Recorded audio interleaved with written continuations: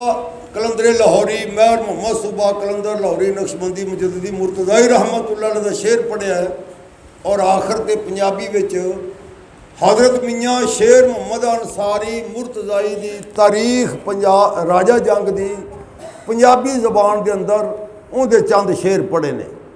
पहलों इन्नियां चीज़ों का तर्जमा समझा के फिर गल अगे टोरने और नाल पहले दस दिए कि अज का प्रोग्राम जिहड़ा है अज की महफिल जिहड़ी है ये राजा जंग के अंदर 17 जुलाई सन 1939 नूं इस मस्जिद के अंदर यौम अज़ान मनाया गया। ओदी याद दे विच अज का प्रोग्राम है। वो क्यों मनाया गया, ओदी वजह की सी कि राजा जंग के अंदर सिखां ने मुसलमानों के खिलाफ एक दावा किया सी। दावे च की लिखिया सी, साडे यूट्यूब दे एक प्रोग्राम अजान का क्लिप तीसरा ना उहदे विच असीं 12 शिकां पढ़ के सुनाइया ने भी यह 12 गल्लां सी सिखां दियां मुसलमानों के खिलाफ। और वो केस किहदे ते किहड़ी अदालत विच लगा, राजा जंग दे मुसलमानों के खिलाफ सिखां दा वो दावा जिहड़ा है वो जिहड़ा केस सी सब तो पहले लाला टेग चंदूज सब जज कसूर की अदालत में लगा। उस तो बाद शीशन जज कार नैलसन अंग्रेज़ सी लाहौर वो अदालत में लगा। और जो हुक्म की तरीक आई तो वो जज का तबादला हो गया। तीसरे जज को केस राजा जंग का गया, जनाब शीशन जज डी खालशा लाहौर का।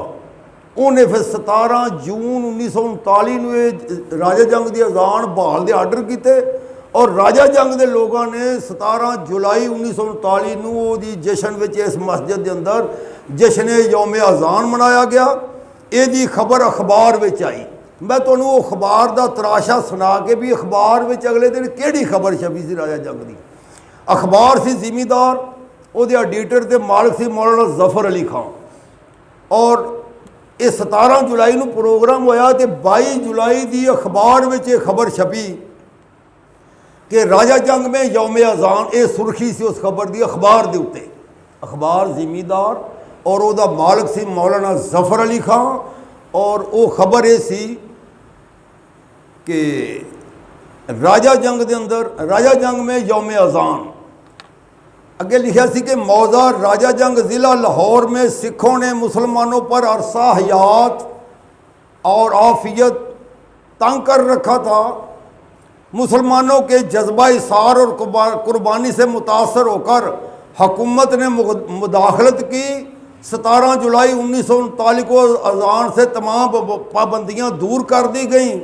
इस वक्त अजान तड़ल्ले से हो रही है।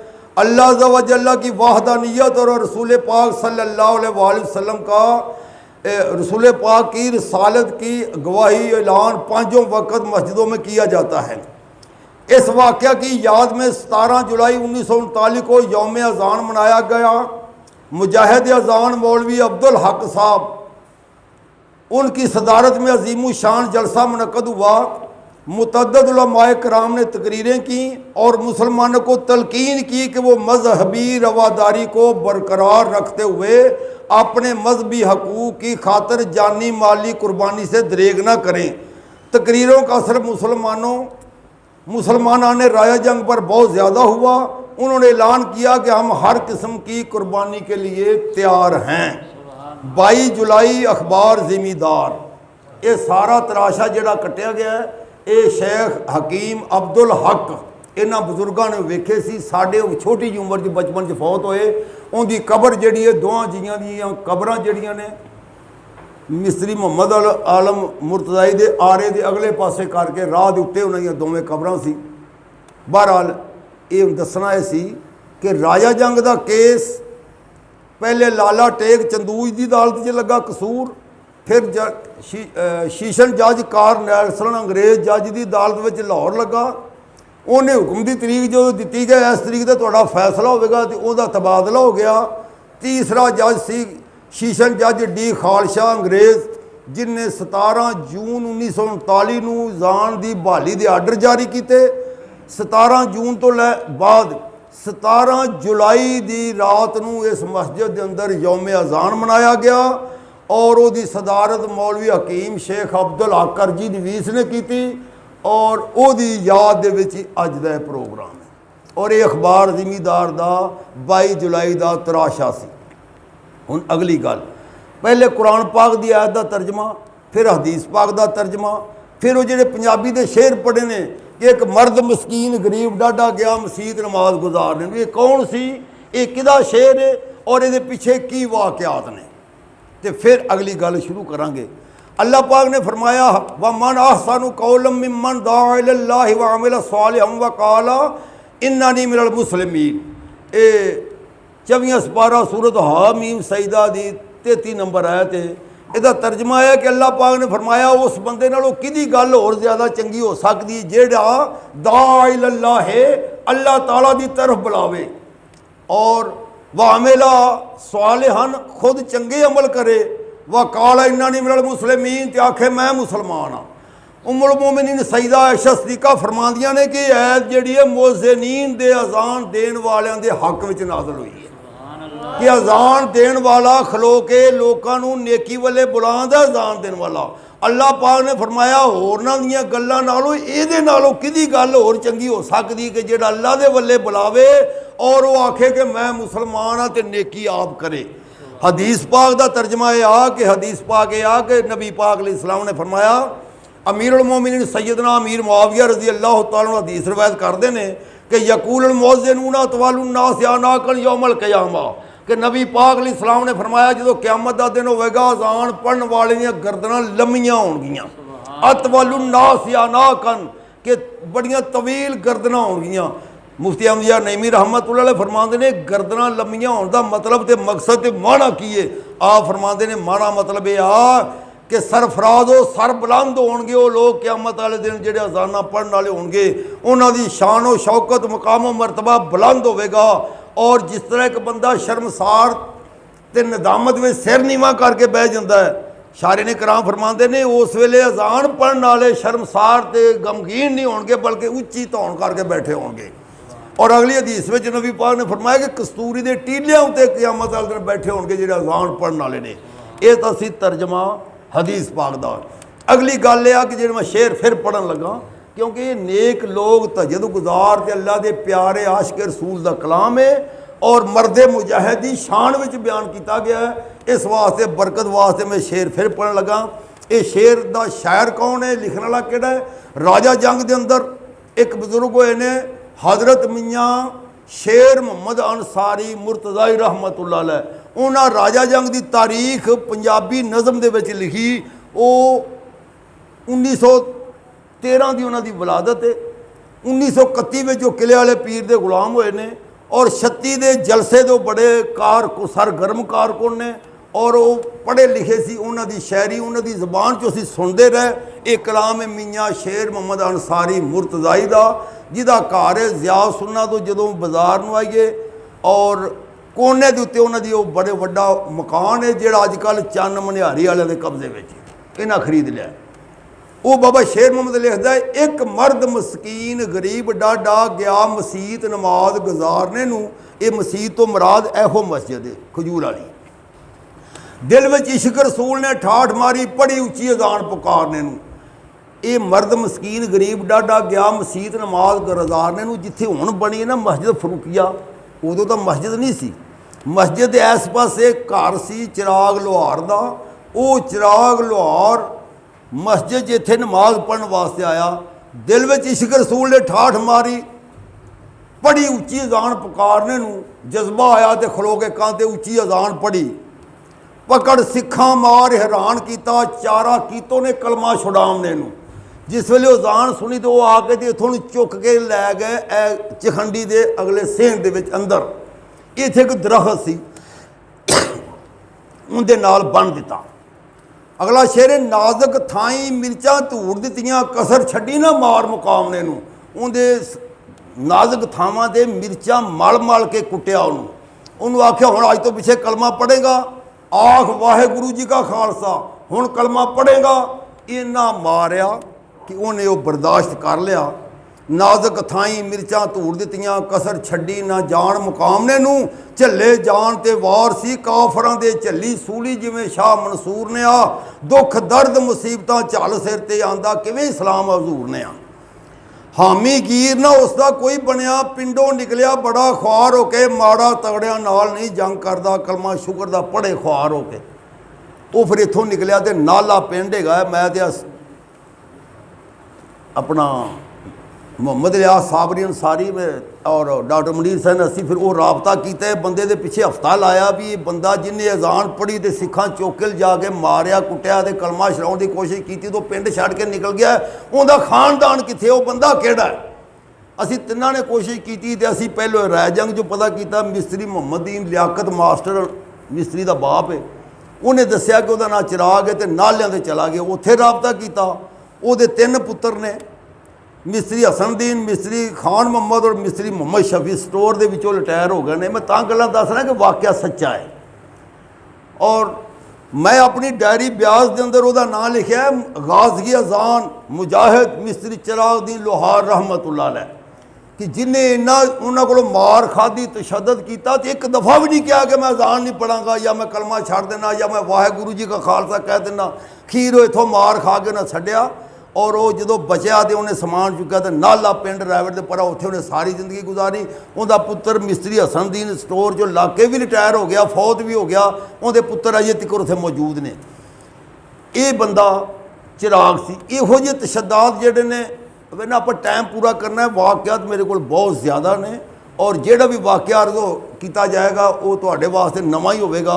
ਉਹਦੀ ਵਜ੍ਹਾ ਹੈ ਕਿ ਬਾਜ਼ ਦੋਸਤ ਬਹਿਸ ਕਰਦੇ ਨੇ ਤੂੰ ਸੁਣਿਆ ਕਿੱਥੋਂ, ਪੜ੍ਹਿਆ ਕਿੱਥੋਂ। ਮੈਂ ਕਈ ਦਫਾ ਸ਼ੇਖ ਅਬਦੁਲ ਹਕ ਦੀ, ਇਹ ਬਜ਼ੁਰਗ ਬੈਠੇ ਨੇ ਜਿਨ੍ਹਾਂ ਵੇਖਿਆ, ਸ਼ੇਖ ਅਬਦੁਲ ਹਕ ਰਾਜਾ ਜੰਗ ਦੀ ਤਹਿਰੀਕ ਅਜ਼ਾਨ ਦਾ ਸਭ ਤੋਂ ਵੱਡਾ ਸਰਗਰਮ ਲੀਡਰ ਹੈ। ਦੂਜੇ ਨੰਬਰ 'ਤੇ ਮਿਸਤਰੀ ਜਮਾਲਦੀਨ ਅੰਸਾਰੀ ਔਰ ਮਹਿਰ ਰਾਈ ਸੀ ਹਕੀਮ ਸਰਾਜਦੀਨ ਭੁੱਚੋਕਿਆਂ ਦਾ, ਇਹਨਾਂ ਕੱਚਿਆਂ ਦਾ ਉਹ ਰਿਸ਼ਤੇਦਾਰ ਸੀ। ਉਸ ਜ਼ਮਾਨੇ 'ਚ ਉਹਦੀ ਦੁਕਾਨ ਸੀ ਇੱਥੇ। ਇਹ ਬੇਧੜਕ ਸਰਗਰਮ ਕਾਰਕੁਨ ਨੇ ਔਰ ਇਹਨਾਂ ਦੇ ਲਿਖੀਆਂ ਤਹਿਰੀਰਾਂ ਮੁਕੰਮਲ ਕਿਤਾਬ ਜਿਹੜੀ ਹੈ ਮੇਰੇ ਕੋਲ ਜ਼ਾਤੀ ਮੌਜੂਦ ਸੀ, ਉਹਨੂੰ ਮੈਂ ਸਾਰੀ ਨੂੰ ਬਾਰ-ਬਾਰ ਪੜ੍ਹਿਆ। ਪਰ ਉਦੋਂ ਇਹ ਨਹੀਂ ਸੀ ਪਤਾ ਕਿ ਅਸੀਂ ਇਹਦੇ ਬਾਰੇ ਬਿਆਨ ਵੀ ਕਰਨਾ ਹੈ, ਅਸੀਂ ਇਹਦੇ ਬਾਰੇ ਕੁਝ ਕਿਸੇ ਨੂੰ ਦੱਸਣਾ ਵੀ ਹੈ। ਉਹ ਕਿਤਾਬ ਮੈਂ ਲਾਪਰੋਏ ਉਹ ਜ਼ਾਇਆ ਹੋ ਗਈ। ਇਹ ਬੈਠਾ ਸੇਠ ਹਸਨਦੀਨ ਅੰਸਾਰੀ ਦਾ ਬੇਟਾ ਮਾਸਟਰ ਮਨਜ਼ੂਰ ਅਹਿਮਦ। ਫਿਰ ਪਤਾ ਲੱਗਾ ਤੇ ਇਹਨੂੰ ਮੈਂ ਰਾਬਤਾ ਕਰਕੇ ਤੇ ਇਹਨੂੰ ਕਸੂਰ ਘੱਲ ਕੇ 3-4 ਮਹੀਨਿਆਂ ਬਾਅਦ ਇਹਨਾਂ ਉਹਦੀ ਫੋਟੋ ਕਾਪੀ ਕਰ ਆਪ ਦੀ ਲਿਆ ਕੇ ਦਿੱਤੀ। ਉਹਦੇ ਵਿੱਚੋਂ ਫਿਰ ਮੈਂ ਸਾਰੀ ਤਹਿਰੀਰਾਤ ਕੀਤੀਆਂ। ਜਿਸ ਤਰ੍ਹਾਂ ਕਿ ਬਜ਼ੁਰਗ ਫਰਮਾ ਰਹੇ ਸੀ ਆਪਣਾ 1936 ਵਿੱਚ ਕਤਲ ਹੋਇਆ ਹੈ ਵੇਦਾ ਸਿੰਘ। ਹਾਲਾਂਕਿ ਵੇਦਾ ਸਿੰਘ 1936 'ਚ ਜੇ ਲੀਡਰ ਹੀ ਨਹੀਂ ਸੀ ਬਣਿਆ ਸਿੱਖਾਂ ਦਾ ਅਜ਼ਾਨ ਦਾ। ਇਹ ਗੱਲਾਂ ਜਿਹੜੀਆਂ ਨੇ ਮਲਕ ਜਿਉਣਾ, ਅਲੀ ਮੁਹੰਮਦ ਦੋਦੀ, ਬੱਲੀ ਦੋਦੀ ਉਹਨਾਂ ਦਾ ਵਾਲਦ ਸੀ। ਇੱਕ ਜਮਾਲਦੀਨ ਸਿੰਧੀ ਅੰਸਾਰੀ ਸੀ ਉੱਥੇ। ਔਰ ਇੱਥੇ ਮਹੱਲੇ 'ਚ ਬਾਬਾ ਇਸਮਾਈਲ ਅੰਸਾਰੀ ਸੀ ਮਸਜਿਦ ਦੇ ਪਿਛਲੇ ਪਾਸੇ, ਜਿਹੜਾ ਨਿਜ਼ਾਮਦੀਨ ਦਾ ਆਟਾ ਤੋਲਦਾ ਸੀ। ਔਰ ਅੱਗੇ ਇਸਮਾਈਲ ਮੇਰ ਸੀ, ਸਰਦਾਰ ਅਹਿਮਦ, ਯਾਨੀ ਕੋਈ ਬਜ਼ੁਰਗ ਹੈ ਜਾਂ ਇੱਕ ਇਹ ਮਹੱਲੇ 'ਚ ਬਜ਼ੁਰਗ ਸੀ ਹਾਜੀ ਮੁਹੰਮਦ ਅਲੀ ਉਰਮ ਮੰਨਾ ਮਾਛੀ, ਇੱਕ ਬਾਬਾ ਅਹਿਮਦ ਸ਼ਿੰਬਾ ਸੀ। ਇਹ ਜਾਨੀ ਜਿੰਨੇ ਬਜ਼ੁਰਗ ਰਾਏ ਜੰਗ ਦੇ ਪਦੈਸ਼ੀ ਜ਼ਾਈਫ ਸੀ ਨਾ, ਹੁਸ਼ਿਆਰ ਸੋਚ ਸਮਝ ਵਾਲੇ, ਇਹਨਾਂ ਸਾਰਿਆਂ ਦੀ ਮੈਂ 1.5 ਘੰਟੇ ਦੀਆਂ ਕੇਸਟਾਂ ਕਰਕੇ, ਬਾਬਾ ਦਿੱਤ ਮਾਛੀ ਇਹਨਾਂ ਦਾ ਰਿਸ਼ਤੇਦਾਰ ਹੈ ਮਾਛੀਆਂ ਵਾਲੀ ਹਵੇਲੀ ਦੇ, 2000 ਦੇ ਵਿੱਚ ਉੱਥੋਂ ਜਾ ਕੇ ਦੀ 1.5 ਘੰਟੇ ਦੀ ਕੇਸਟ ਕਰਕੇ ਲਿਆਂਦੀ।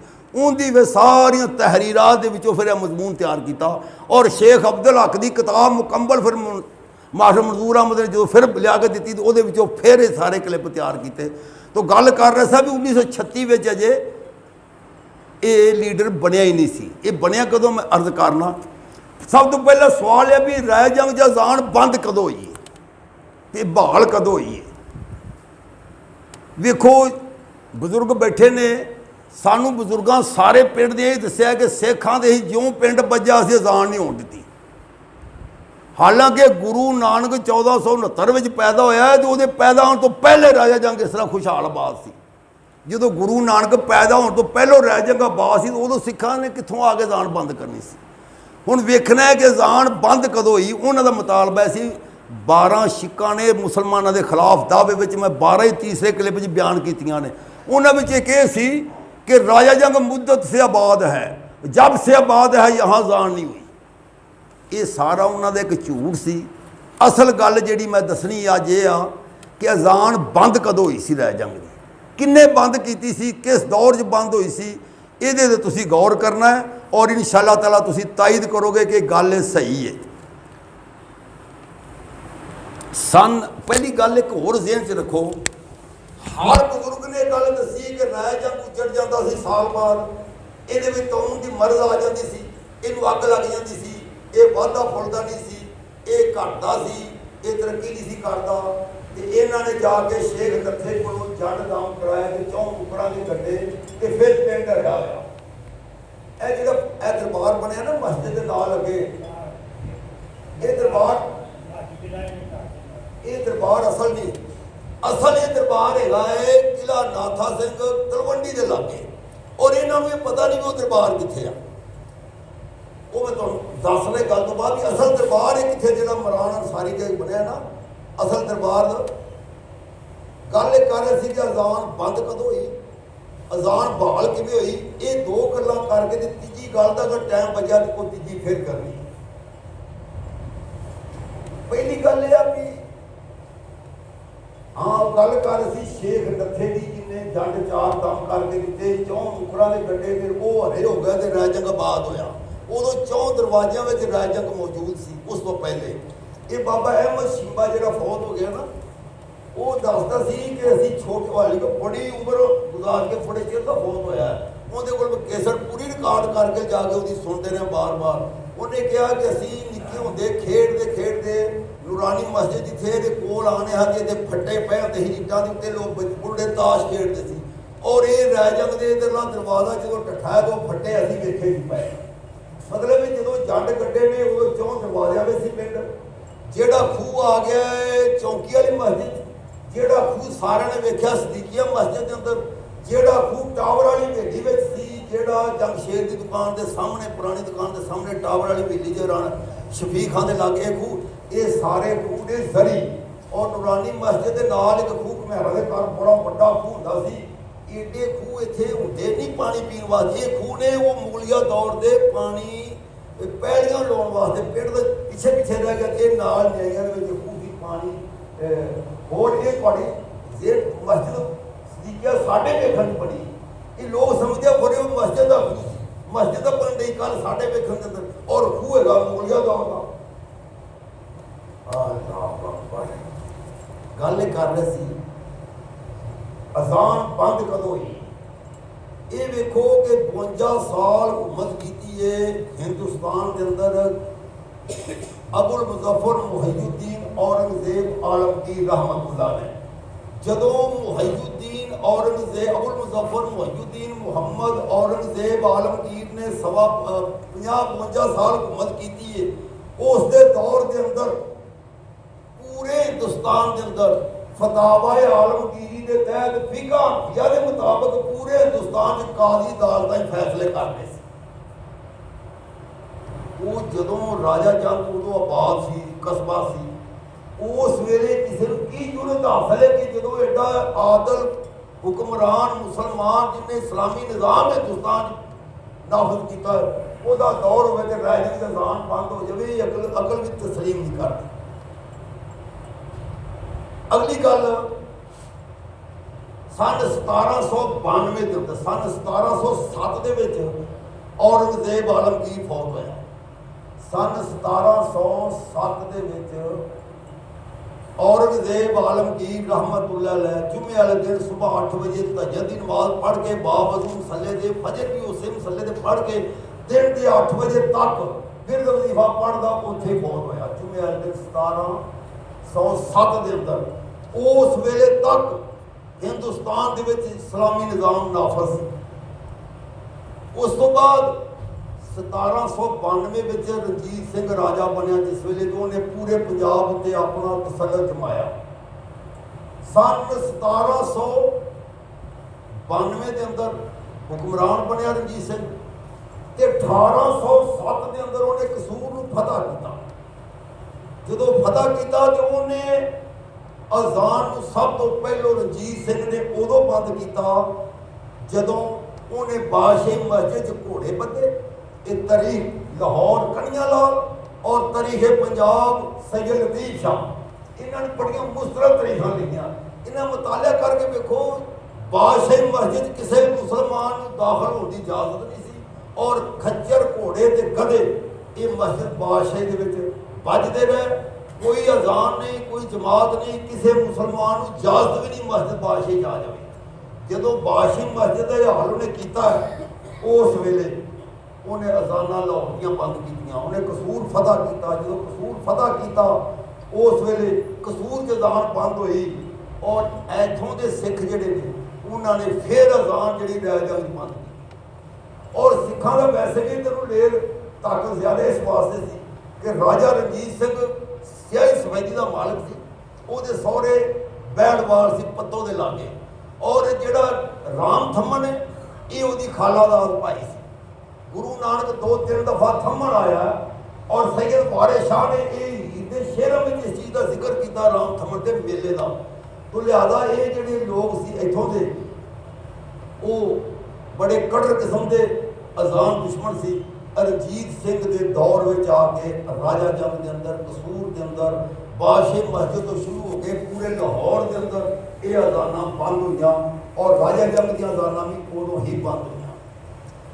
ਹੁਣ ਰਿਹਾ ਮਸਲਾ ਕਿ ਰਾਜਾ ਜੰਗ ਦੀ ਅਜ਼ਾਨ ਫਿਰ ਕਦੋਂ ਸ਼ੁਰੂ ਹੋਈ, ਔਰ ਵੇਦਾ ਸਿੰਘ ਦਾ ਕੀ ਇਹਦੇ 'ਚ ਕਿਰਦਾਰ ਸੀ। ਇਹ ਵੇਖੋ ਕਿ 25 ਫਰਵਰੀ 1936 ਵਾਲੇ ਦਿਨ ਰਾਜਾ ਜੰਗ ਦੇ ਅੰਦਰ ਇੱਕ ਅਜ਼ੀਮ ਸ਼ਾਨ ਜਲਸਾ ਹੋਇਆ।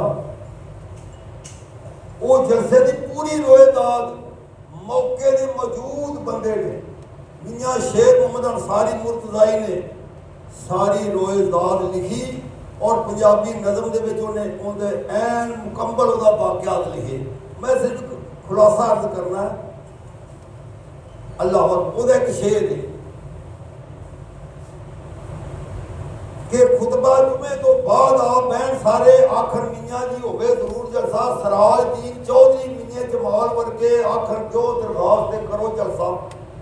ਮਹਾਰਾਜ ਦੀਨ ਫਕੀਰ ਨੇ ਆਖਿਆ ਸੀ ਖੇੜੀ ਥਾਂ ਤੇ ਹੋਵੇ ਜ਼ਰੂਰ ਜਲਸਾ, ਸਨ 1936 ਦਿਨ ਪੀਰ ਦਾ ਸੀ, 25 ਫਰਵਰੀ ਹੋਇਆ ਮਨਜ਼ੂਰ ਜਲਸਾ। ਇਹ ਸ਼ੇਰ ਨੇ ਪੰਜਾਬੀ ਦੇ ਵਿੱਚ ਸ਼ੇਰ ਮੁਹੰਮਦ ਜਿਹੜਾ ਮੌਕੇ ਦੇ ਵਿੱਚ ਮੌਜੂਦ ਸੀ, ਔਰ ਜਿਹਨੇ ਹੱਥੀਂ ਸਾਰੇ ਇਸ਼ਤਿਹਾਰ ਲਾਏ ਇਹ ਜਲਸੇ ਨੇ। ਜਲਸੇ ਦਾ ਸਬਬ ਇਹ ਸ਼ੇਰ ਦੇ ਵਿੱਚ, ਸ਼ੇਰ ਦੀ ਮੈਂ ਤਸ਼ਰੀਹ ਕਰਨ ਲੱਗਾ ਕਿ ਖੁਤਬਾ ਜੁਮੇ ਤੋਂ ਆਪ ਬਹਿਣ ਸਾਰੇ, ਆਖਰ ਮੀਆਂ ਜੀ ਹੋਵੇ ਜ਼ਰੂਰ ਜਲਸਾ। ਖਾਕੀ ਸ਼ਾਹ ਮਸਜਿਦ ਜੁਮੇ ਤੋਂ ਬਾਅਦ ਚੰਦ ਬੰਦਿਆਂ ਨੇ ਸਲਾਹ ਕੀਤੀ ਕਿ ਕਿਲੇ ਵਾਲੇ ਪੀਰ ਦੀ ਤਕਰੀਰ ਰੱਖੀਏ ਤੇ ਫਿਰ ਸ਼ਾਇਦ ਕੋਈ ਜ਼ਾਨ ਭਾਲੀ ਦਾ ਸਬਬ ਬਣੇ। ਮੀਆਂ ਜਮਾਲ ਅੰਸਾਰੀ ਅਕਸਰ ਬੰਦਿਆਂ ਨੇ ਵੇਖਿਆ ਸ਼ਫੀ ਸਪੀਕਰ ਵਾਲੇ ਦੇ ਘਰ ਦੇ ਨਾਲ ਉਹਦਾ ਘਰ ਸੀ, ਔਰ ਉਹ ਰਾਜਾ ਦਾ ਅਰਜ਼ੀ ਨਵੀਸ ਸੀ, ਉਹ ਜ਼ਾਨ ਦਾ ਮੁਹਰਕ ਬਹਾਦਰ ਲੀਡਰ ਵੀ ਸੀ। ਉਹਨੇ ਤੇ ਸਰਾਜ ਦੀਨ ਚੌਧਰੀ ਦੇ ਮੀਆਂ ਜਮਾਲ ਵਰਗੇ ਆਖਣ ਦਿਓ ਦਰਖਾਸਤ ਤੇ ਕਰੋ ਜਲਸਾ। ਚੌਧਰੀ ਸਰਾਜ ਦੀ ਕੱਚਿਆਂ ਦਾ ਇਹਦਾ ਜਿਹੜਾ ਨਾ ਚੌਧਰੀ ਮੁਹੰਮਦ ਉਮਰ ਨਾਮ ਉੱਥੇ ਦੇ ਇਹਦੇ ਵਾਲ, ਇਹਦਾ ਦਾਦਾ ਸੀ ਹੁਕਮਦੀ ਜਿਹੜਾ ਮੰਡੀ ਲਾਉਂਦਾ ਹੁੰਦਾ ਸੀ, ਹੁਕਮਦੀ ਮੌਲੀ ਹੁਕਮਦੀ ਮੰਡੀ ਵਾਲਾ, ਉਹਦਾ ਸਕਾ ਵੱਡਾ ਭਰਾ ਸੀ ਚੌਧਰੀ ਸਰਾਜ ਦੀ ਉਸ ਜ਼ਮਾਨੇ ਦੇ ਅੰਦਰ। ਔਰ ਦਿਓ ਦਰਖਾਸਤ ਦਿਓ ਕਰੋ ਜਲਸਾ, ਮਤਲਬ ਹੈ ਦਰਖਾਸਤ ਰਾਏ ਜੰਗ ਦੇ ਵਿੱਚ 1936 ਦੇ ਅੰਦਰ 3 ਸਟੈਪ ਸੀ ਇੱਕ ਪੰਚਾਇਤ ਦੇ। ਸਭ ਉੱਤੇ ਸੀ ਸਰਦਾਰ ਭਾਲ ਸਿੰਘ ਅੰਗਰੇਜ਼ੀ ਮੈਜਿਸਟ੍ਰੇਟ ਗਵਾਦੀ, ਰਾਏ ਜੰਗ ਦਾ ਰੈਸ਼ੀ ਸੀ। ਖਾਕੀ ਸ਼ਾਹ ਮਸਜਿਦ ਦੇ ਨਾਲ ਉਹਦੀ ਅਦਾਲਤ ਸੀ, ਤੇ ਮਕਾਨ ਉਹਦਾ ਉਹ ਸੀ ਜਿਹੜਾ ਪਿਆਲੇ ਵਾਲਾ ਉੱਚਾ ਪਿੱਛੇ ਖਾਨ ਮਸਜਿਦ ਦੇ ਪਿਛਲੇ ਪਾਸੇ ਆ, ਔਰ ਉਹਦੇ ਥੱਲੇ 6 ਨੰਬਰਦਾਰ ਹੁੰਦੇ ਸੀ। ਉਹ ਪੰਚਾਇਤ ਕਮੇਟੀ ਹੁੰਦੀ ਸੀ, ਉਹਨਾਂ 6 ਨੰਬਰਦਾਰ 6 ਸਿੱਖ ਹੁੰਦੇ ਸੀ। ਉਹਦੇ ਥੱਲੇ 3 ਬੰਦੇ ਹੋਰ ਹੁੰਦੇ ਸੀ ਅਮਨ ਕਮੇਟੀ ਦੇ, ਉਹਦਾ ਇੱਕ ਹਿੰਦੂ, ਇੱਕ ਸਿੱਖ ਤੇ ਇੱਕ ਮੁਸਲਮਾਨ ਰੁਕਨ ਹੁੰਦਾ ਸੀ। ਉਹ ਜ਼ਮਾਨੇ ਦੇ ਅੰਦਰ ਚੌਧਰੀ ਸਰਾਜ ਕੱਚਾ ਤੇ ਸਰਦਾਰ ਮਹਿਲ ਸਿੰਘ ਉਹ ਸੀ ਜਿਹਦਾ ਡਾਕਟਰ ਰਿਆਜ਼ ਵਾਲਾ ਜਮਾਨਾ ਨਾ ਸ਼ਾਹ ਕਪਤਾਨ ਵਾਲਾ ਖੁਰਸ਼ੀਦ ਮਾਰਕੀਟ ਦੇ ਨਾਲ ਜਿਹੜਾ ਅਜੇ ਪੂਰਾ ਖੜਾ ਹੈ ਜਿਹੜਾ, ਇਹਦਾ ਮਾਲਕ ਸੀ ਸਰਦਾਰ ਮਹਿਲ ਸਿੰਘ, ਹਕਮ ਸਿੰਘ ਦਾ ਪੁੱਤਰ ਸੀ, ਔਰ ਪ੍ਰੀਤਮ ਸਿੰਘ ਠਿੱਪਾ ਦਾ ਭਰਾ ਸੀ। ਇੱਕ ਮੁਸਲਮਾਨਾਂ ਦਾ ਮੈਂਬਰ ਸੀ ਚੌਧਰੀ ਸਰਾਜ ਕੱਚਾ ਰਾਈ, ਤੇ ਦੂਜਾ ਹੈਗਾ ਸੀ ਮਹਿਲ ਸਿੰਘ, ਤੇ ਤੀਜਾ ਹੈਗਾ ਸੀ ਬਾਂਕਾ ਖੱਤਰੀ। ਇਹ ਸਾਰੀ ਗੱਲ ਦੀ ਕਿਤਾਬ ਜਿਹੜਾ ਜੀ ਮੁਹੰਮਦ ਅਲੀ ਰਹਿਮਾਨਾ ਬਾਸ਼ੀ ਜਿਹੜੇ ਹੁੰਦਾ ਸੀ, ਉਹਨੇ ਬਹਿ ਕੇ ਸਾਰੀ ਦੁਕਾਨ ਵਿਖਾਈ ਹੈ, ਉਹ ਬਾਂਕੇ ਖੱਤਰੀ ਦੀ ਦੁਕਾਨ ਜਿਹੜਾ ਅਮਨ ਕਮੇਟੀ ਦਾ ਮੈਂਬਰ ਸੀ। ਬਿਲ ਆਖਰ ਇਹਨਾਂ ਨੂੰ ਦਰਖਾਸਤ ਮੰਜ਼ੂਰ ਹੋ ਗਈ, ਜਲਸੇ ਦੀ ਤਰੀਕ ਰੱਖੀ ਗਈ। ਜਲਸੇ ਦੀ ਤਰੀਕ ਮਿਲੀ ਹੈ, ਸ਼ੇਰ ਵਿੱਚ ਲਿਖਿਆ ਨਾ ਕਿ ਸਨ 1936 ਦਿਨ ਪੀਰ ਦਾ ਸੀ 25 ਫਰਵਰੀ ਹੋਇਆ ਮਨਜ਼ੂਰ ਜਲਸਾ। ਇਹ ਜਦੋਂ ਗਏ ਰਾਏਜੰਗ ਦੇ ਮੁਰਤਜ਼ਾਈ ਸਿਲਸਿਲੇ ਦੇ ਉਸ ਜ਼ਮਾਨੇ ਦੇ ਬੰਦੇ ਗਏ ਕਿਲੇ ਵਾਲੇ ਪੀਰ ਕੋਲ। ਬੰਦੇ ਕਿਹੜੇ ਸੀ? ਸਭ ਤੋਂ ਮੇਨ ਹੈਗਾ ਸੀ ਬਾਬਾ ਜੀ ਸ਼ੇਰ ਮੁਹੰਮਦ ਮੁਰਤਜ਼ਾਈ ਅੰਸਾਰੀ ਵਲਦ ਮੇਹਰਦੀਨ ਜੀ ਦਾ ਮੈਂ ਜ਼ਿਕਰ ਕੀਤਾ, ਜਿਹਨੇ ਕਿਤਾਬ ਲਿਖੀ ਸਾਰੀ। ਦੂਜਾ ਹੈਗਾ ਸੀ ਮਿਸਤਰੀ ਸਦਰਦੀਨ ਮੁਰਤਜ਼ਾਈ ਵਲਦ ਮਿਸਤਰੀ ਸ਼ਾਮਦੀਨ, ਇਹ ਹਾਜੀ ਸ਼ਫੀ ਸਪੀਕਰ ਵਾਲੇ ਦਾ ਸਕਾ ਦਾਦਾ ਸੀ। ਤੀਜਾ ਹੈਗਾ ਸੀ ਮਿਸਤਰੀ ਅਲੀ ਮੁਹੰਮਦ ਮੁਰਤਜ਼ਾਈ ਵਲਦ ਸਦਰਦੀਨ, ਇਹ ਸ਼ਫੀ ਸਪੀਕਰ ਵਾਲੇ ਦਾ ਵਾਲਦ ਸੀ। ਅਗਲਾ ਹੈਗਾ ਸੀ ਹਾਜੀ ਬਸ਼ੀਰ ਅਹਿਮਦ ਮੁਰਤਜ਼ਾਈ ਵਲਦ ਮਿਸਤਰੀ ਲੰਦੀ ਦੇ ਚੰਨ ਮਨਿਆਰੀ ਵਾਲੇ ਦਾ ਵਾਲਦ ਸੀ, ਜਿਹਦੀ ਲੋਹੇ ਵਾਲੀ ਦੁਕਾਨ ਤੇ ਚਿੱਟੀ ਦਾੜੀ ਹੁੰਦੀ ਸੀ ਨਾ, ਬਾਬਾ ਬਸ਼ੀਰ ਲੋਹੇ ਵਾਲਾ, ਇਹ ਉਹਦਾ ਨਾਮ ਹੈ। ਅਗਲਾ ਹੈਗਾ ਮਿਸਤਰੀ ਅਹਿਮਦੀਨ ਮੁਰਤਜ਼ਾਈ ਵਲਦ ਜਮਾਲਦੀਨ, ਇਹ ਨੂਰ ਮਸਜਿਦ ਦੇ ਸਾਹਮਣੇ ਜਿੱਥੇ ਅੱਜ ਚੰਨ ਦੀ ਰਹਿ ਸੀ, ਇਹ ਉਹਦਾ ਘਰ ਸੀ। ਔਰ ਇਹ ਮਾਝੇ ਲੰਮੇ ਦਾ ਔਰ ਮਿਸਤਰੀ ਮੁਹੰਮਦ ਅਲੀ ਦਾ ਬਾਪ ਸੀ। ਮਿਸਤਰੀ ਚਿਰਾਗਦੀਨ ਮੁਰਤਜ਼ਾਈ, ਇਹ ਸਾਜਦ ਜਿਹੜਾ ਤੇਲ ਦੇ ਕੁੱਲ ਵਾਲੇ, ਇਹਦਾ ਸਕਾ ਦਾਦਾ ਸੀ। ਔਰ ਰਜਬ ਚੱਕੀ ਵਾਲੇ ਦਾ ਵਾਲਦ ਮਾਰਦਾ ਸ਼ਹਾਬਦੀਨ ਔਰ ਯਾਸੀਨ ਨਲਕੇ ਜਿਹੜਾ ਲਾਉਂਦਾ ਸੀ, ਇਹਨਾਂ ਦਾ ਵਾਲਦ ਸੀ। ਇਹ ਉਹ ਮੁਰਤਜ਼ਾਈ ਬਜ਼ੁਰਗ ਸੀ ਜਿਹੜੇ ਉਸ ਜ਼ਮਾਨੇ ਵਿੱਚ ਬੜੇ ਉਮਰ ਰਸੀਦਾ ਸੀ। ਇਹਨਾਂ ਜਦੋਂ ਪੀਰਾਂ ਨੂੰ ਜਾ ਕੇ ਕਿਹਾ ਕਿਲੇ ਸ਼ਰੀਫ ਤੋਂ ਸਾਡਾ ਹਜ਼ੂਰ ਜ਼ਾਨ ਦਾ ਮਸਲਾ ਸਿੱਖ ਅਜ਼ਾਨ ਨਹੀਂ ਦੇਣ ਦਿੰਦੇ, ਕੋਈ ਮਿਹਰਬਾਨੀ ਤੁਸੀਂ ਆਓ। ਉਹਨੇ ਆ ਬੱਚਾ ਇਹ ਹੋ ਸਕਦਾ ਤਾਂ ਵੀ ਜਿਹੜਾ ਸਭ ਤੋਂ ਵੱਡਾ ਸਿੱਖ ਹੈ ਨਾ, ਅਖਤਿਆਰ ਵਾਲਾ, ਧੌਂਸ ਵਾਲਾ, ਰੋਹ ਵਾਲਾ, ਉਹਦੀ ਸਦਾਰਤ ਹੋਵੇ ਤੇ ਤਕਰੀਰ ਅਸੀਂ ਕਰੀਏ ਤੇ ਫਿਰ ਮਸਲਾ ਹੱਲ ਹੁੰਦਾ। ਉਹਨਾਂ ਹਜ਼ੂਰ ਦਾ ਬਹਾਰ ਸਿੰਘ ਉਹਨੇ ਅੱਜ ਉਹ ਰਾਬਤਾ ਕਰੋ, ਜੇ ਉਹ ਸਦਾਰਤ ਕਰਦਾ ਇਜਾਜ਼ਤ ਦਿੰਦੇ ਨੇ ਤੇ ਅਸੀਂ ਆ ਜਾਂਦੇ ਹਾਂ। ਉਹ ਜਿਹੜੇ 25 ਫਰਵਰੀ ਪੀਰ ਦੇ ਦਿਨ ਦਾ ਟਾਈਮ ਮਿਲ ਗਿਆ, ਉਹ ਅਮਨ ਕਮੇਟੀ ਸੀ, ਉਹ ਹੀ ਸਰਾਜ ਕੱਚਾ ਚੌਧਰੀ ਔਰ ਬਾਂਕਾ ਖਤਰੀ ਮਹਿਲ ਸਿੰਘ, ਇਹਨਾਂ ਨੇ ਉਹ ਇਜਾਜ਼ਤ ਦੇ ਦਿੱਤੀ ਕਿ ਚੌਧਰੀ ਸਰਾਜ ਦੇ ਮਹੱਲੇ ਵਿੱਚ ਮਰਾਸੀ ਵਾਲੇ ਮਸੀਤੇ ਜਲਸਾ ਹੋਣਾ ਸੀ, ਉਹਨੇ ਆਪਦੀ ਜ਼ਿੰਮੇਦਾਰੀ ਦੀ ਇਜਾਜ਼ਤ ਦੇ ਦਿੱਤੀ। ਇਸ਼ਤਿਹਾਰ ਛਪ ਗਏ, ਇਸ਼ਤਿਹਾਰ 'ਚ ਫੇਰੇ ਲੱਗ ਗਏ। ਜਦੋਂ ਇਸ਼ਤਿਹਾਰ ਲੱਗ ਗਏ ਤੇ ਫਿਰ ਸਿੱਖਾਂ ਆਮਾਂ ਨੂੰ ਪਤਾ ਲੱਗਾ। ਉਹਨਾਂ ਆ ਕੇ ਫਿਰ ਬਹਾਰ ਸਿੰਘ ਨੂੰ ਆਖਿਆ, ਉਹਨੇ ਕਿਹਾ ਬਹਾਰ ਸਿੰਘਾ, ਇਹ ਤੂੰ ਮੁਸਲਮਾਨਾਂ ਨੂੰ ਡਰਦਿਆਂ ਇਜਾਜ਼ਤ ਦੇ ਦਿੱਤੀ, ਇਹਨਾਂ ਮੁਸਲਿਆਂ ਨੂੰ ਕੀ ਹੱਕ ਹਾਸਲ ਹੈ ਕਿ ਏਡਾ ਵੱਡੇ ਇਹ ਬਤੈਨ ਕਮੀ ਹੋ ਕੇ ਤੇ ਸਾਡੇ ਮੁਜ਼ਾਹਰੇ ਹੋ ਕੇ ਤੇ ਏਡਾ ਵੱਡਾ ਜਲਸਾ ਕਰ ਲੈਣ।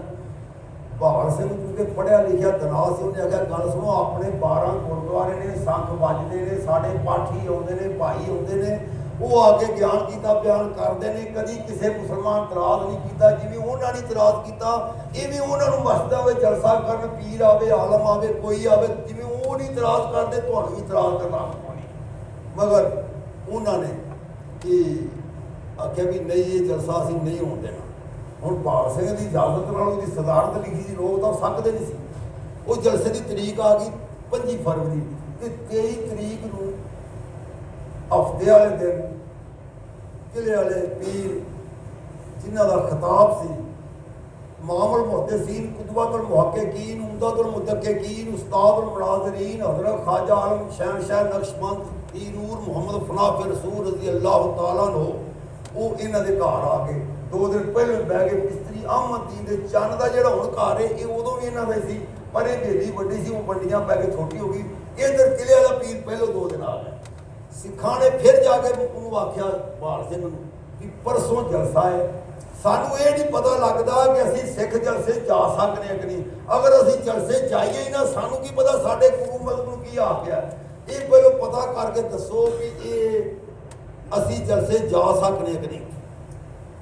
ਉਹਨਾਂ ਨੇ ਮੀਆਂ ਜਮਾਲ ਸੱਦੇ। ਉਸ ਜ਼ਮਾਨੇ ਦੇ ਜਿਹੜੇ ਮੌਲਵੀ ਸੀ, ਮੀਆਂ ਫਤਿਹਦੀਨ ਸੀ, ਉਹਦਾ ਪੁੱਤਰ ਮੀਆਂ ਚਿਰਾਗਦੀਨ ਸੀ, ਉਹਦਾ ਪੁੱਤਰ ਮੀਆਂ ਅਬਦੁਲ ਮਜੀਦ ਸੀ, ਔਰ ਮੀਆਂ ਅਬਦੁਲ ਮਜੀਦ ਦਾ ਸਕਾ ਚਾਚਾ ਮੀਆਂ ਜਮਾਲਦੀਨ ਸੀ। ਔਰ ਗੂੰਗੇ ਵਾਲੀ ਮਸਜਿਦ 'ਚ ਮੇਰਾ ਸਕਾ ਨਾਨਾ ਸੀ ਅਬਦੁਲ ਗਫੂਰ, ਜਿਹੜਾ ਇਹਦਾ ਦਾਦਾ ਸੀ ਡਾਕਟਰ ਜ਼ੁਲਫਕਾਰ ਅਹਿਮਦ, ਜਿਹੜੇ ਇਹਨਾਂ ਦਾ ਪੜਦਾਦਾ ਸੀ ਹਾਜੀ ਗੁਲਾਮ ਮੁਹੰਮਦ, ਉਹ ਗੂੰਗੇ ਵਾਲੀ ਮਸਜਿਦ ਉਸ ਜ਼ਮਾਨੇ ਜਮਾਤ ਕਰਾਉਂਦਾ ਸੀ। ਔਰ ਸਰਦਾਰ ਹਰੀ ਸਿੰਘ ਦਾ ਉਹਦੇ ਨਾਲੋਂ ਪੰਜਾ ਪਿਆ, ਉਹਨੇ ਹੁਣ ਮਾਰਿਆ ਤੇ ਉਹ ਫਿਰ ਕਤਲ ਹੋਇਆ ਹਰੀ ਸਿੰਘ। ਉਹ ਕਤਲਾਂ ਦੀ ਜਦੋਂ ਫਰਿਸ਼ਤ ਜੇ ਟਾਈਮ ਬਚਿਆ ਤੇ ਫਿਰ ਅੱਗੇ ਆਵੇਗੀ। ਬਹਰਹਾਲ ਗੱਲ ਕਰ ਰਹੇ ਹਾਂ ਕਿ ਮੀਆਂ ਜਮਾਲਦੀਨ ਨੂੰ ਸੱਦਿਆ, ਉੱਥੇ ਸਿੱਖ ਵੀ ਆਏ। ਉਹ ਜਿਹੜੀਆਂ ਗੱਲਾਂ ਹੁੰਦੀਆਂ ਨਾ ਮੀਆਂ ਸ਼ੇਰ ਮੁਹੰਮਦ ਨੇ, ਕਿਉਂਕਿ ਸਾਰੀ ਤਾਰੀਖ ਨਜ਼ਮ 'ਚ ਕੀਤੀ ਹੈ, ਉਹ ਲਿਖਦਾ ਹੈ ਸਿੱਖ ਪੜ੍ਹਨ ਇਸ਼ਤਿਹਾਰ ਦੇ ਬੋਲ ਆਖਣ, ਗੋਲੀ ਵਾਂਗ ਬੰਦੂਕ ਦੇ ਵੱਜਦੀ ਏ, ਖਾਕੀ ਸ਼ਾਹ ਮਸੀਹ ਦੇ ਨਾਲ ਬੈਠਕ ਬਹਾਲ ਸਿੰਘ ਸਰਦਾਰ ਦੀ ਲੱਗਦੀ ਏ। ਇਕੱਠੇ ਹੋ ਸਾਰੇ ਆਏ ਵਿੱਚ ਬੈਠਕ, ਆਖਣ ਗੱਲ ਸਰਦਾਰ ਜੀ ਨਾ ਜੱਜਦੀ ਏ। ਬਹਾਲ ਸਿੰਘ ਨੇ ਸਿੱਖਾਂ ਨੂੰ ਬੋਲ ਆਖਿਆ, ਮੁਸਲਮਾਨਾਂ ਆਪਣਾ ਕੀ ਖੋਹ ਲਿਆ ਹੈ, ਰਾਜਾ ਜੰਗ ਵਿੱਚ ਆਉਣਾ ਹਜ਼ੂਰ ਸਾਡੇ ਐਸਾ ਬੋਲ ਰੋਕੜਾ ਬੋਲਿਆ। ਤੇ ਤਾਂ ਸ਼ੇਰ ਕਿਤੇ ਕਿਤੇ ਪੜ੍ਹ ਦਿੰਦਾ, ਪਤਾ ਲੱਗੇ ਵੀ ਇਹ ਸਾਰਾ ਨਜ਼ਮ ਦੀ ਤਰੀਕ ਉਦੋਂ ਲਿਖੀ ਜਾ ਚੁੱਕੀ। ਬਿਲਾਖਰ ਮੀਆਂ ਜਮਾਲ ਨੂੰ ਸੱਦਿਆ, ਹਾਂ ਵੀ ਸਵੇਰੇ ਸਿੱਖ ਜਾ ਸਕਦੇ ਜਲਸੇ ਨੂੰ, ਨਹੀਂ ਆਪਾਂ ਨੂੰ ਤਾਂ ਕੋਈ ਪਤਾ ਨਹੀਂ ਕਿਹਨਾਂ ਦਾ ਪੀਰ ਹੈ, ਕਿਹਨਾਂ ਦੇ ਘਰ ਆਇਆ, ਇਹ ਉਹ ਜ਼ਿੰਮੇਦਾਰੀ ਚੁੱਕਣ। ਉਹ ਫਿਰ ਮੀਆਂ ਜਮਾਲ ਗਿਆ ਇਹ ਚੰਨ ਕੇ ਘਰ, ਉਦੋਂ ਇਹ ਘਰ ਸੀ ਬਾਬੇ ਆਮਦੀਨ ਮਿਸਤਰੀ ਦਾ। ਤੇ ਸਰਕਾਰ ਨੇ ਫਰਮਾਇਆ ਕਿ ਇਹ ਮਜ਼ਹਬ, ਇਹ ਕੋਈ ਮਜ਼ਹਬਾਂ ਫਿਰਕਿਆਂ ਦਾ ਜਲਸਾ ਨਹੀਂ, ਹੋਮਣ ਕੁੱਲ ਦੇ ਲਈ ਇਜਾਜ਼ਤਾਂ ਨੇ ਬੜੇ ਸ਼ੌਕ ਦੇ ਜ਼ੌਕ ਦੇ ਨਾਲ ਆ, ਉਹ ਜਲਸਾ ਨਹੀਂ ਇਹ ਮਜ਼ਹਬਾਂ ਦੇ ਫਿਰਕਿਆਂ ਦਾ, ਭਾਵੇਂ ਜੱਗ ਦੇ ਢੋਲ ਵਜਾਓ, ਮਤਲਬ ਇਹ ਸਾਰੇ ਹਿੰਦੂ ਸਿੱਖ ਈਸਾਈ ਸਾਰੇ ਸਾਡੇ ਜਲਸੇ 'ਚੋਂ। ਜਲਸਾ ਸ਼ੁਰੂ ਹੋ ਗਿਆ 25 ਫਰਵਰੀ ਸਵੇਰੇ 8 ਵਜੇ। ਜਦੋਂ 8 ਵਜੇ ਜਲਸਾ ਸ਼ੁਰੂ ਹੋਇਆ ਤੇ ਪੇਸ਼ੀ ਦਾ ਵਕਤ ਹੋ ਗਿਆ। ਅੱਲਾਹੁ ਅਕਬਰ। ਜਦੋਂ ਪੇਸ਼ੀ ਦਾ ਵਕਤ ਹੋਇਆ ਤੇ ਸਰਕਾਰ ਨੇ ਫਰਮਾਇਆ, ਬੱਚਾ ਅੰਦਰ ਜਾ ਕੇ ਆਸਤਾ ਜੀ ਅਜ਼ਾਨ ਆਖੋ, ਆਪਾਂ ਨਮਾਜ਼ ਪੜ੍ਹ ਲਈਏ। तो बहाल सिंह ने खलो के आख्या, उन्हें हजूर सदारत मेरी भी जलसा होया है तो मैनू 10 मिनट टाइम मिलना चाहिए। उन्हें फिर आख्या सी, बहाल सिंह ने तकरीर की, तकरीर करके तो उन्हें आख्या, सरकार तुसी सब तो सारे मस्जिदां दी छत्तां ते खलो के अज़ान आखो, ये 25 फरवरी पीर की गल है 36 की, तुहानू कोई नहीं रोकदा, मैं इजाजत देना खुले दिल नाल। ਉਹਨਾਂ ਚਿਰ ਅਜੇ ਤੱਕ 36 ਤੱਕ ਵੇਦਾ ਸਿੰਘ ਦਾ ਕੋਈ ਕਿਰਦਾਰ ਨਹੀਂ ਬਾਹਰ ਰੋਕਣ। ਆਪ ਨੇ ਫਰਮਾਇਆ, ਪੀਰਾਂ ਨੇ ਉਹਨਾਂ ਕਹਾ ਜੀ ਅਸੀਂ ਕਿਸੇ ਦਿਲ ਦਿਖਾਉਣ ਤੇ ਕਿਸੇ ਕੰਮ ਕਰਨ ਲਈ ਆਏ, ਅਸੀਂ ਅੰਦਰ ਵੀ ਜ਼ਾਨ ਆਖਾਂਗੇ ਤੇ ਸਾਡੀ ਉਹਨੇ ਹੀ ਸਵਾਬ ਹੈ, ਜੇ ਛੱਤ ਤੇ ਵੀ ਆਖੇ ਉਹਨਾਂ ਸਵਾਬ ਹੈ। ਉਹਨੇ ਅਸਰਾਰ ਕਰਕੇ ਜਿਸ ਵੇਲੇ ਬਾਂਗ ਹੋਈ ਤੇ ਅਜ਼ਾਨਾਂ ਆਮ ਹੋਣ ਲੱਗ ਪਈਆਂ। ਕੁਛ ਦਿਨ ਗੁਜ਼ਰੇ ਤੇ ਸਿੱਖਾਂ ਨੇ ਫਿਰ ਵੇਦਾ ਸਿੰਘ ਨੂੰ ਆਖਿਆ, ਵੇਦਾ ਸਿੰਘ ਦੀ 2 ਭਰਾ ਸੀ, ਨੱਥਾ ਸਿੰਘ ਤੇ ਵੇਦਾ ਸਿੰਘ। ਵੇਦਾ ਸਿੰਘ ਦੇ 2 ਪੁੱਤਰ ਸੀ, ਸੋਹਣ ਸਿੰਘ ਤੇ ਹਰੂ ਸਿੰਘ। ਇਹਨਾਂ ਦੀ ਪਹਿਲੀ ਸੀ ਮਾਸੀਆਂ ਵਾਲੀ ਹਵੇਲੀ ਦੇ ਉਰਲੇ ਪਾਸੇ ਆਪਣੇ ਹਸਪਤਾਲ ਉੱਪਰ ਨਾਲੀ ਟੱਪਦੇ 4-4 ਕਿੱਲੇ ਦੀ ਪਹਿਲੀ ਸੀ। ਕੋਈ ਮਾਲਕੀ ਏਡੀ ਨਹੀਂ ਸੀ, ਪਰ ਕੁੰਡਾ ਕਰਦੀ ਛੋਟੇ ਬੜੇ ਮਸ਼ਹੂਰ ਸੀ। ਇਹਨਾਂ ਨੂੰ ਜਾ ਕੇ ਸਿੱਖਾਂ ਨੇ ਕਿਹਾ, ਚਾਚਾ ਤੇਰੇ ਹੁੰਦਿਆਂ ਮੁਸਲਮਾਨ ਜੇ ਅਜ਼ਾਨਾਂ ਦੇਣ ਤੇ ਗੱਲ ਦਾ ਕੋਈ। ਫਿਰ 36 ਤੋਂ ਬਾਅਦ ਪੀਰਾਂ ਦੀ ਇਜਾਜ਼ਤ ਤੋਂ ਬਾਅਦ ਫਿਰ ਵੇਦਾ ਸਿੰਘ ਖੜਾ ਹੋਇਆ ਹੈ ਤੇ ਵੇਦਾ ਸਿੰਘ ਦੇ ਖੜਾ ਹੋਣ ਤੋਂ ਬਾਅਦ ਫਿਰ ਇਹ ਕਤਲ ਸ਼ੁਰੂ ਹੋਏ ਨੇ, ਜਿਨ੍ਹਾਂ ਵਿੱਚੋਂ ਵੇਦਾ ਸਿੰਘ ਨੂੰ ਕਤਲ ਕੀਤਾ ਗਿਆ। ਉਹਦਾ ਪੁੱਤਰ ਸੋਹਣ ਸਿੰਘ ਇੱਥੇ ਆ ਸਈਦ ਕੇ ਨੰਬਰਦਾਰ ਘਰ ਦੇ ਪਰਲੇ ਪਾਸੇ ਖੂਹ ਤੇ 5 ਬੰਦਿਆਂ ਨੇ ਕੁੱਟ-ਕੁੱਟ ਕੇ ਕਤਲ ਕਰਤਾ। ਸੋਹਣ ਸਿੰਘ ਦਾ ਪਰਚਾ ਹੀ ਕਿਸੇ ਦਾ ਨਹੀਂ ਹੋਇਆ। ਹਰੀ ਸਿੰਘ ਕਤਲ ਹੋ ਗਿਆ, ਜੈਬ ਸਿੰਘ ਜੈਬਾ ਢੇਰਾ ਕਤਲ ਹੋ ਗਿਆ, ਮੱਖਣ ਸੁਨਿਆਰਾ ਸੀ ਉਹ ਕਤਲ ਹੋ ਗਿਆ, ਗੁਰਬਚਨ ਸਿੰਘ ਸੀ ਉਹਨੂੰ ਇਹਨਾਂ ਨੇ ਮਾਰ ਦਿੱਤਾ। ਯਾਨੀ 7 ਸਿੱਖ ਲਗਾਤਾਰ ਕਤਲ ਹੋਏ, ਸਵਾਏ ਗਾਜ਼ੀ ਅਹਿਮਦੀਨ ਤੋਂ ਪਰਚਾ ਹੋਰ ਕਿਸੇ ਦਾ ਵੀ ਹੋਇਆ। ਪਰਚੇ ਵੀ ਸਿੱਖਾਂ ਦੇ ਹੋਏ ਔਰ ਕਤਲ ਵੀ ਸਿੱਖ ਹੀ ਹੋ ਗਏ। ਬਿਲਾਖਰ ਗੱਲ ਥੋੜੀ ਜੀ ਸਟੈਪ ਬਦਲ ਦਈਏ। ਇਹ 25 ਫਰਵਰੀ 36 ਦੇ ਵਿੱਚ ਅਜ਼ਾਨਾਂ ਆਮ ਹੋਣ ਲੱਗ ਪਈਆਂ। ਫਿਰ ਵੇਦਾ ਸਿੰਘ ਖੜਾ ਹੋ ਗਿਆ, ਫਿਰ ਇਹ ਕੇਸ ਹੋਇਆ, ਫਿਰ ਕੇਸ ਚੱਲਿਆ ਕਸੂਰ ਤੇ ਅਗਰ ਲਾਹੌਰ ਚੱਲਦਾ ਰਿਹਾ। ਇਸ ਕੇਸ ਤੋਂ ਬਾਅਦ ਇੰਨੇ ਸਿੱਖ ਕਤਲ ਹੋ ਗਏ ਤੇ ਪਰਚਾ ਸਿਰਫ ਗਾਜ਼ੀ ਅਹਿਮਦੀਨ ਦਾ ਹੋਇਆ। ਇਹਦੇ ਵਿੱਚ ਸਭ ਤੋਂ ਵੱਡਾ ਕਰਦਾ ਹਾਜੀ ਮੁਮਤਾਜ਼ ਆਜ਼ਮ ਦਾ ਔਰ ਹਾਜੀ ਰੱਬ ਨਵਾਜ਼ ਖਾਨ ਦਾ। ਇਹ ਦੋਵੇਂ ਕਸੂਰੀ ਪਠਾਨ ਸੀ। ਹਾਜੀ ਰੱਬ ਨਵਾਜ਼ ਖਾਨ ਮੁਸਲਿਮ ਲੀਗ ਕਸੂਰ ਦਾ ਸਦਰ ਸੀ ਔਰ ਜਿਹੜਾ ਮੁਮਤਾਜ਼ ਆਜ਼ਮ ਹਾਜੀ ਸਾਹਿਬ ਨੇ ਇਹ ਲਲਿਆਣੀ ਥਾਣੇ ਦਾ ਸਬ ਇੰਸਪੈਕਟਰ ਸੀ। ਔਰ ਇਹਨਾਂ ਦੋਵਾਂ ਦਾ ਬੜਾ ਕਿਰਦਾਰ ਹੈ ਰਾਜੰਗ ਦੀ ਅਜ਼ਾਨ ਬਹਾਲ ਕਰਨ ਦੇ ਵਿੱਚ। ਅੱਲਾਹੁ ਅਕਬਰ। ਗੱਲ ਜਿਹੜੀ ਵੀ ਕਰੀਏ ਬੇਸ਼ੁਮਾਰ ਨੇ ਵਕਤ ਦਾ ਸਾਰਾ ਕਿੰਨੇ ਮਿੰਟ ਲਾ ਦਿੱਤੇ। ਕਿਸ ਨੂੰ ਵੇਦਾ ਸਿੰਘ ਤੋਂ 39 ਵਿੱਚ ਹੀ ਕਤਲ ਹੋਇਆ, 36 37 ਨਹੀਂ ਹੋਇਆ। ਨਹੀਂ, ਵੇਦਾ ਸਿੰਘ ਦੇ ਕਤਲ ਨਾਲ ਗੱਲ ਨਹੀਂ ਮੁੱਕੀ। ਗੱਲ ਇਸ ਤਰ੍ਹਾਂ ਮੁੱਕਦੀ ਹੈ ਕਿ ਕੇਸ ਲੱਗਾ ਪਹਿਲੋਂ ਜਾ ਕੇ, ਚਲੋ ਜਿੰਨੀਆਂ ਗੱਲਾਂ ਸੁਣਾਈਆਂ ਜਾਂਦੀਆਂ ਨੇ, ਕੇਸ ਜਦੋਂ ਲੱਗਣ ਦੇ ਕੋਲ ਲਾਲਾ ਟੇਕ ਚੰਦੂਜ ਦੀ ਅਦਾਲਤ ਦੀ ਕਸੂਰ ਪਹਿਲੋਂ ਇੱਥੇ ਲੱਗਾ। ਇਹਦੇ ਵਿੱਚ ਮੁਸਲਮਾਨਾਂ ਦਾ ਵਕੀਲ ਸੀ ਗੁਲਾਮ ਮੁਹੀਦੀਨ ਕਸੂਰੀ। ਇਹਨਾਂ ਪਠਾਣਾ ਵਿੱਚੋਂ ਸੀ, ਮੌਲਵੀ ਆਲਮ ਸੀ, ਦਾੜੀ ਵਾਲਾ ਸੀ, ਵਕੀਲ ਸੀ। ਔਰ ਦੂਜਾ ਵਕੀਲ ਸੀ ਸਰਦਾਰ ਹਕਮ ਸਿੰਘ ਲਾਹੌਰ ਦਾ, ਉਹ ਕੇਸ ਲੜਦਾ ਸੀ ਸਿੱਖਾਂ ਦੀ ਤਰਫੋਂ। ਤੋ ਗੁਲਾਮ ਮੁਹੀਦੀਨ ਕਸੂਰੀ ਦਾ ਉਹਦੇ ਅੱਗੇ ਸਵਾਲ ਨੇ ਕੀਤਾ ਹਕਮ ਸਿੰਘ ਨੇ ਜੱਜ ਦੇ ਅੱਗੇ ਕਿ ਸਾਰੇ ਰਾਜਮ ਦੇ ਜਿੰਨੇ ਜ਼ਿਮੀਂਦਾਰ ਸਰਦਾਰ ਨੇ ਸਾਰਾ ਦਿਨ ਦੇ ਥੱਕੇ ਹੁੰਦੇ ਨੇ, ਅੱਧੀ ਰਾਤ ਦੇ ਭਾਗਾਂ ਛੱਤਾਂ ਦੇ ਖਲੋ ਕੇ ਆਉਂਦੇ ਨੇ ਤੇ ਬੇਰਾਮ ਹੋ ਜਾਂਦੇ ਨੇ। ਮੌਲਵੀ ਗੁਲਾਮ ਮੁਹੀਉਦੀਨ ਕਸੂਰੀ ਵਕੀਲ ਮੁਸਲਮਾਨਾਂ ਦਾ ਸੀ। ਉਹਨੇ ਆਖਿਆ ਵੇਖੋ ਜੀ ਰਾਤ ਦੇ 12 ਵਜੇ ਗੱਡੀ ਟ੍ਰੇਨ ਆਉਂਦੀ ਹੈ ਰਾਜਮ ਸਟੇਸ਼ਨ ਤੇ 2 ਵਿਸਲ ਦੇ ਕੇ ਚੱਲਦੀ ਤੇ ਅਜ਼ਾਨ ਨਾਲੋਂ 50 ਗੁਣਾ ਦੀ ਆਵਾਜ਼ ਜ਼ਿਆਦਾ ਹੈ ਔਰ ਉਹ ਅਜ਼ਾਨਾਂ ਵੇਲੇ ਗੱਡੀ ਫਿਰ ਆਉਂਦੀ ਹੈ। ਉਹ ਸਾਰੀ ਰਾਤ ਗੱਡੀਆਂ ਚੱਲਦੀਆਂ ਰਹਿੰਦੀਆਂ ਨੇ। ਅਗਰ ਉਹਨਾਂ ਦੀ ਅਜ਼ਾਨ ਟ੍ਰੇਨ ਦੀ ਆਵਾਜ਼ ਨਾਲ ਇਹਨਾਂ ਦੀ ਨੀਂਦ ਖਰਾਬ ਨਹੀਂ ਹੁੰਦੀ, ਅਜ਼ਾਨ ਦੀ ਆਵਾਜ਼ ਨਾਲ ਕੀ ਖਰਾਬ ਫਰਕ ਪੈਂਦਾ ਹੈ? ਇਹਦਾ ਸਵਾਲ ਸੀ ਥੋੜਾ। ਇਹ ਕੇਸ ਜਦੋਂ ਚਲਾ ਗਿਆ ਕਾਰ ਨੈਲਸਨ ਦੀ ਅਦਾਲਤ ਵਿੱਚ ਲਾਹੌਰ, ਉਹਨੇ ਸਵਾਲ ਕੀਤਾ ਹਕਮ ਸਿੰਘ ਵਕੀਲ ਨੂੰ, ਜੱਜ ਨੇ ਕਾਰ ਨੈਲਸਨ ਅੰਗਰੇਜ਼ ਨੇ, ਕਿਉਂਕਿ ਥੋੜੇ ਮਿੰਟਾਂ ਦੀ ਗੱਲ ਸਾਰੀ ਕੋਈ ਉਹਦਾ ਹਾਜ਼ਰੀ ਹੋ ਜਾਏ।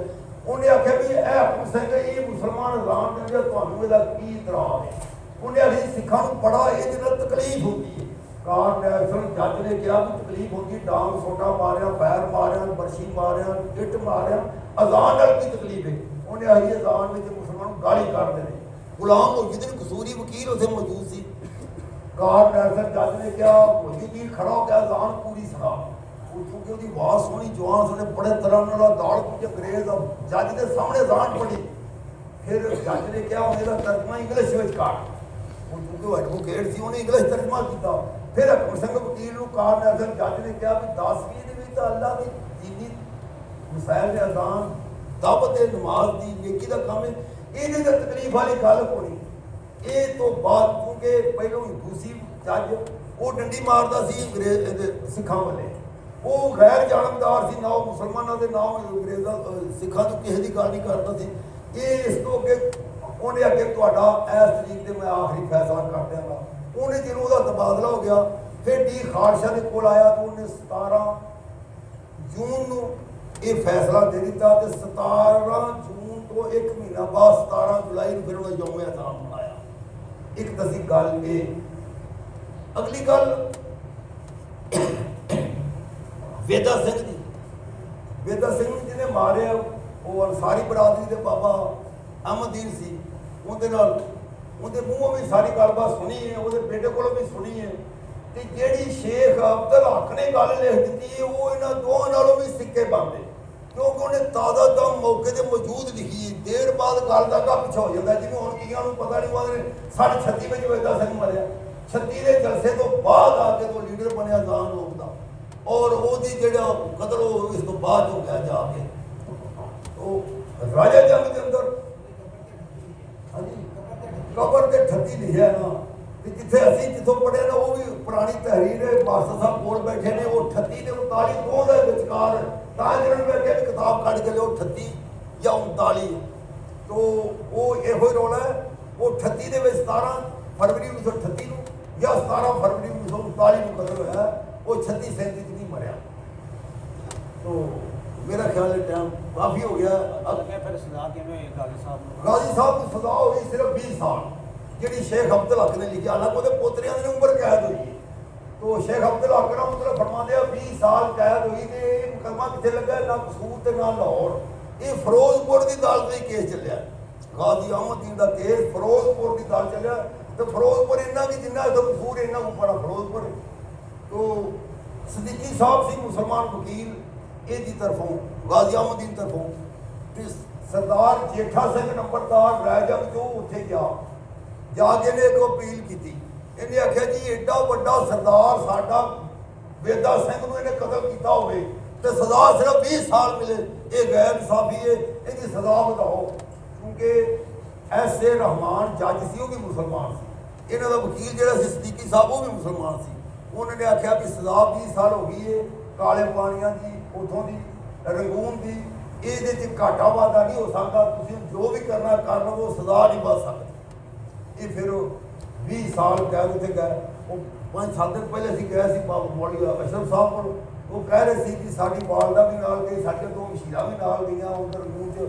ਉਦੋਂ ਅਖਤਿਆਰ ਹੁੰਦਾ ਸੀ ਕਿ ਕੈਦੀ ਆਪਣੀ ਸਾਰੀ ਫੈਮਿਲੀ ਵੀ ਲਿਜਾ ਸਕਦਾ, ਆਪਣੀ ਜ਼ਿੰਮੇਵਾਰੀ ਤੇ ਉਹਨੇ ਖਾਣਾ ਪਕਾਉਣਾ ਕਰਨਾ।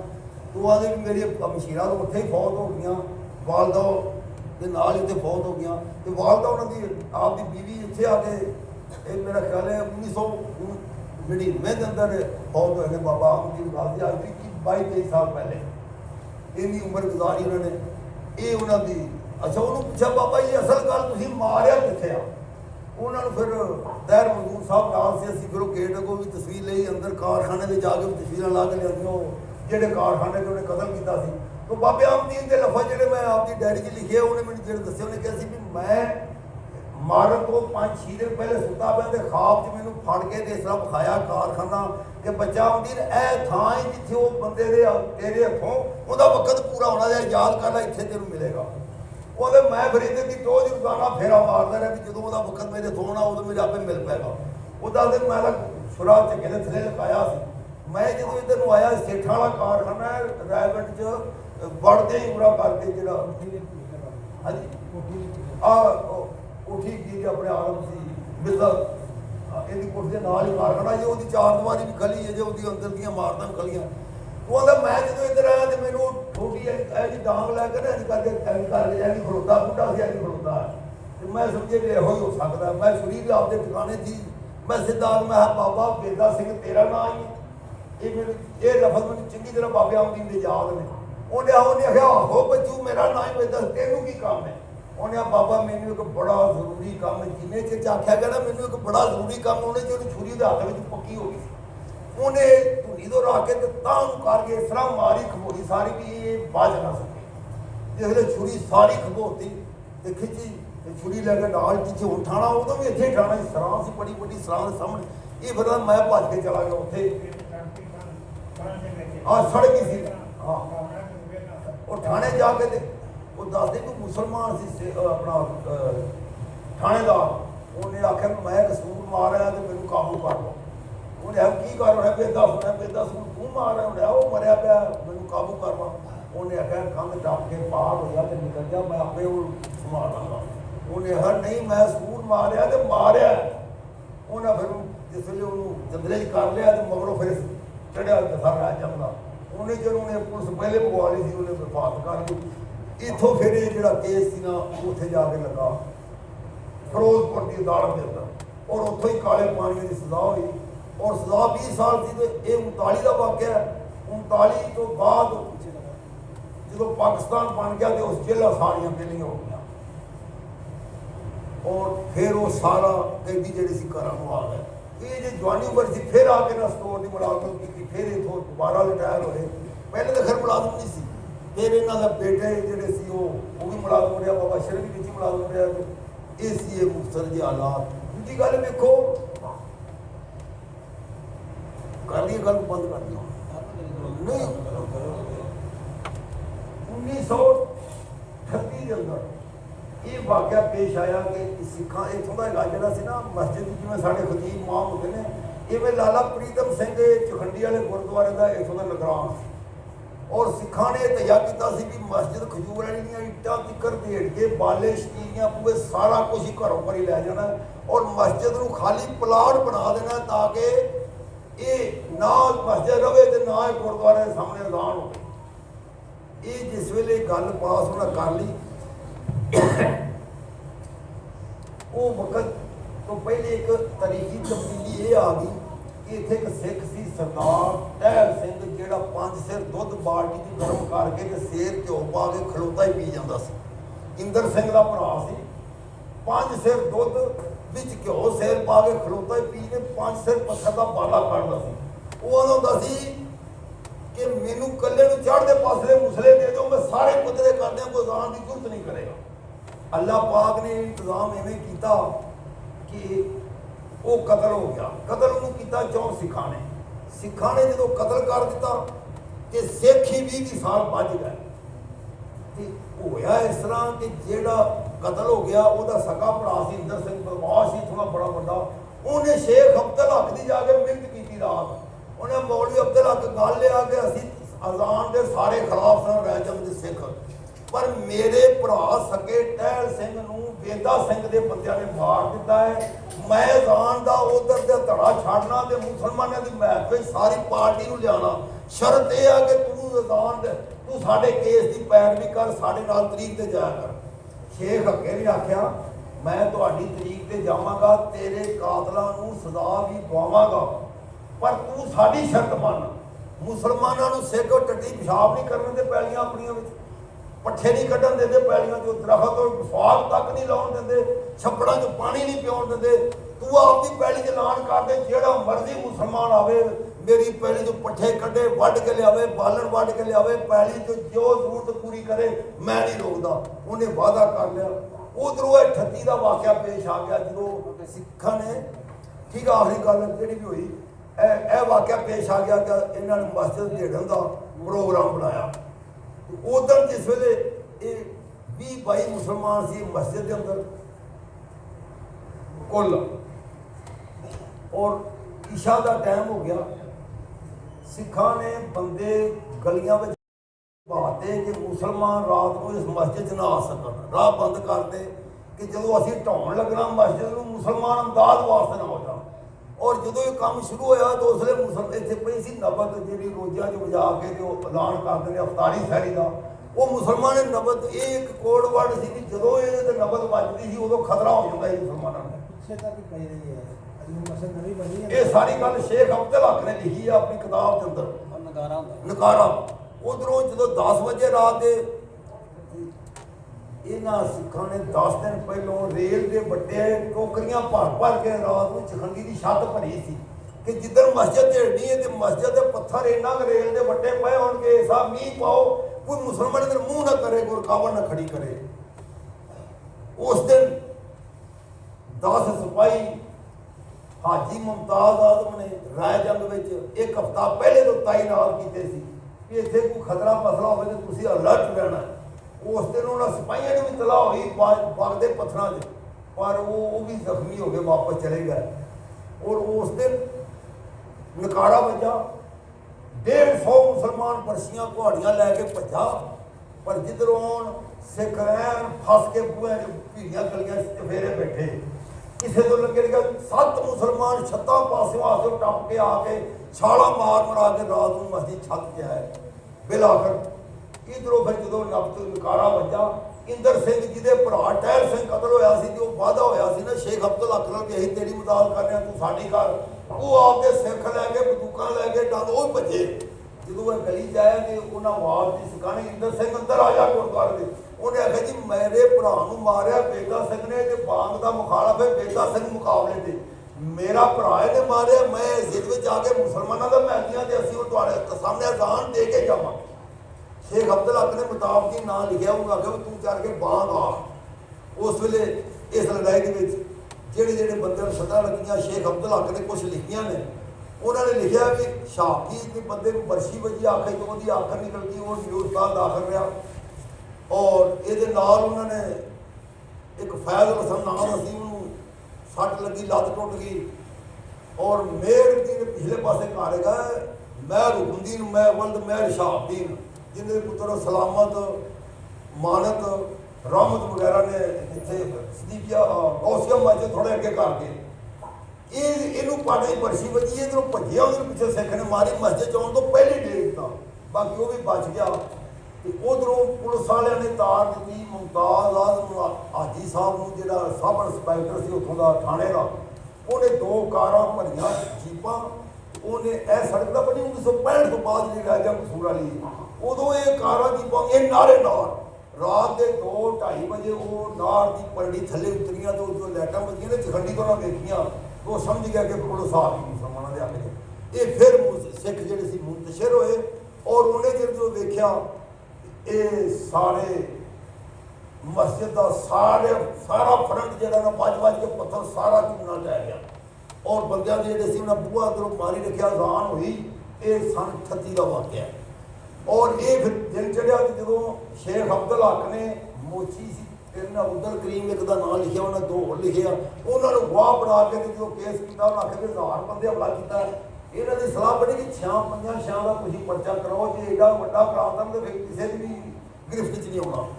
ਇਹ ਫਿਰ ਜਿਸ ਵੇਲੇ 6 ਬੰਦਿਆਂ ਦਾ ਇਹਨਾਂ ਨੇ ਪਰਚਾ ਕਰਾਇਆ ਸਾਰੀ ਲੜਾਈ ਨੂੰ, ਜਿਹਦੇ ਵਿੱਚੋਂ ਉਹਨਾਂ ਨੇ ਨਾਂ ਲਿਖੇ ਨੇ ਦਇਆ ਸਿੰਘ ਤੇ ਸੋਹਣ ਸਿੰਘ, ਬੰਤਾ ਸਿੰਘ, ਦਰਬਾਰਾ ਸਿੰਘ ਤੇ ਕੁੰਦਨ ਸਿੰਘ।